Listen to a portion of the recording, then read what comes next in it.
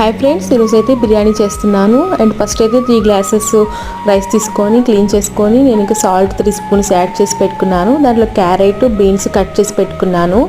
And ఇంకా టమోటాలు, పచ్చిమిర్చి, పుదీనా, కరివేపాకు, కొత్తిమీర ఇవి కూడా కట్ చేసుకున్నాను. అండ్ ఎగ్ బాయిలర్లో ఎగ్ కూడా పెట్టేశాను.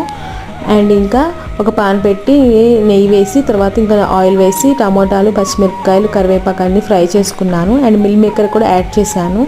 ఇవన్నీ ఫ్రై అయిన తర్వాత ఇంకా రైస్ కుక్కర్లో అయితే అన్నీ వేసేసాను. ఇంకా అన్నీ వేసి మిక్స్ చేసి ఇంకా రైస్ కుక్కర్ అయితే మనకి బిర్యానీ రెడీ అయిపోయింది. పొడి పొడిగా అయితే ఉంటుంది రైస్ కుక్కర్లో చేస్తే. అండ్ మసాలా కూడా చాలా తక్కువ వేసి చేశాను, పిల్లలు తింటారని చెప్పి. అండ్ ఇంకా దీంట్లోకి రైతా కూడా చేశాను. ఇంకా మా బాబు అయితే నేను చేసే బిర్యానీ ఇష్టం, అందులో లైట్గా నేను మసాలా తక్కువతో చేస్తాను. అండ్ ఇంకా ఎక్స్ప్లెయిన్ కన్నా ఇంకా ఇలా ఉప్పు కారం వేసి కొంచెం ఫ్రై చేసి పెట్టాను. ఫైనల్గా బిర్యానీ అయితే టేస్ట్ అయితే చాలా